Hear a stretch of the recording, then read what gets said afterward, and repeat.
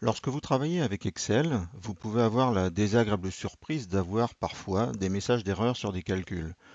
C'est tout à fait normal. Certains calculs ne peuvent pas être valides. Par exemple, une division par zéro forcément va retourner un message d'erreur.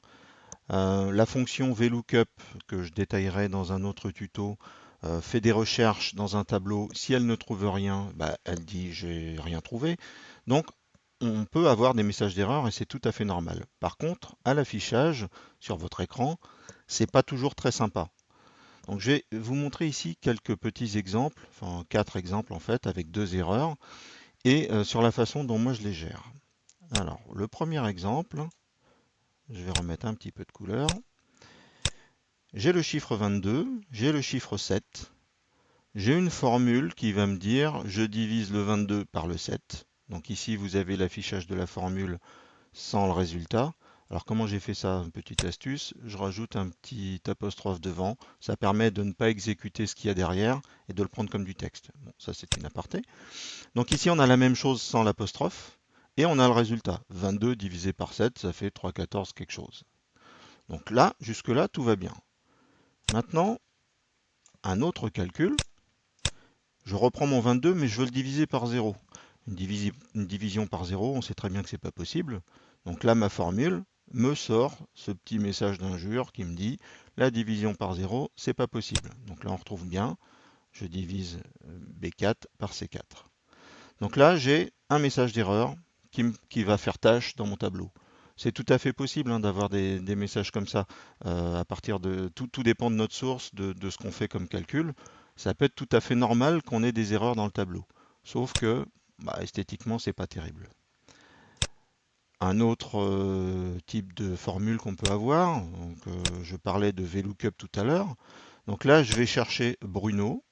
Donc c'est ça la formule. Je vais chercher Bruno dans ma feuille 2, dans les colonnes A et B, et je cherche la valeur, la deuxième colonne si je le trouve. Donc je suis là, j'ai des prénoms, j'ai Bruno, et si je le trouve, je sors the best. C'est normal. Donc là, effectivement, ça m'a sorti the best. Même essai que précédemment, je lui mets un prénom qu'il ne connaît pas, et il me sort Rena. Effectivement, René, il n'est pas dans la liste. Pas de chance. Donc voilà, il me dit qu'il not available, il ne l'a pas trouvé. Donc moi, ce que je voudrais, c'est avoir ici les résultats quand ils sont bons et quand il n'y a pas de résultat, mettre par exemple un petit tiret. Alors pour cela, j'utilise une fonction qui s'appelle if_error, qui commence donc toujours par un égal puisqu'on veut exécuter quelque chose. If_error, donc en français ça doit être if_error. J'ouvre une parenthèse et derrière, donc dans la valeur, je vais lui mettre ma formule que je veux exécuter.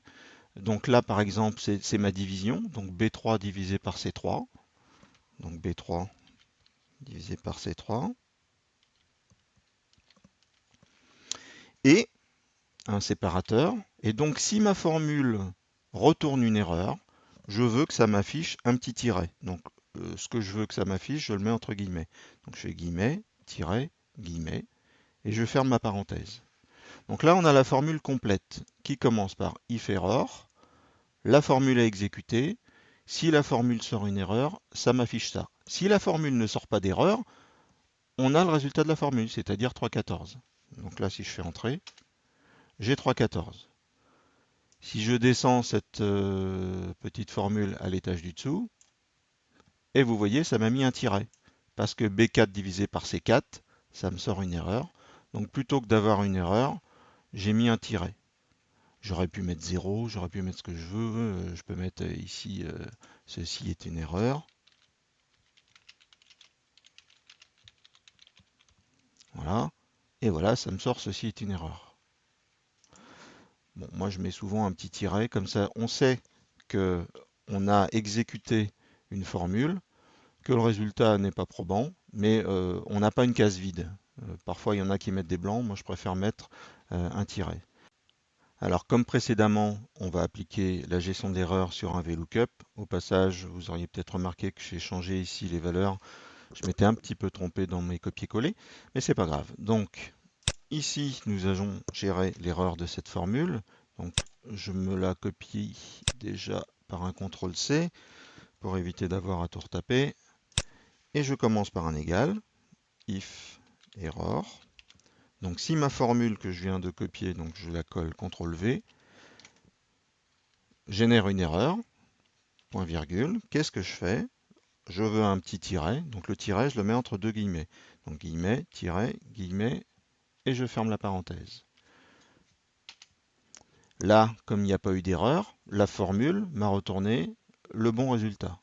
Si j'applique cette formule à la ligne du dessous, vous voyez que ça m'a appliqué un tiret. Donc là, on est parti sur B6, effectivement, René n'existe pas.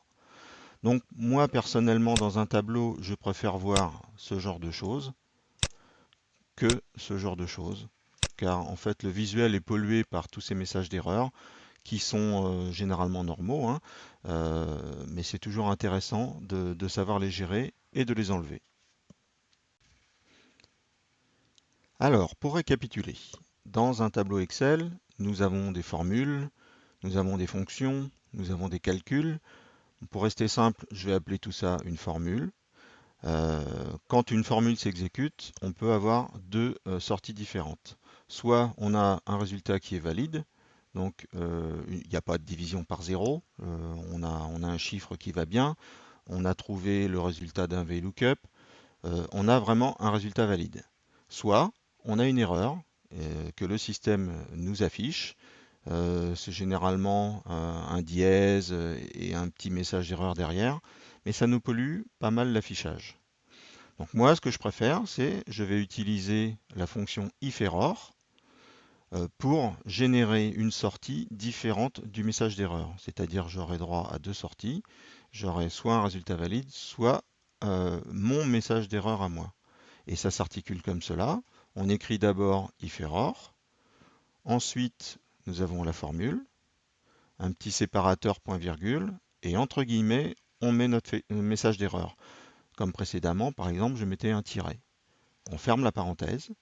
Et donc, quand tout cela s'exécute, si la formule a un résultat valide, eh bien, ça va donner un résultat valide. Si la formule génère un message d'erreur, eh bien, ça va gérer mon message d'erreur. Et à l'arrivée, en fait, on se retrouve avec des tableaux beaucoup plus propres.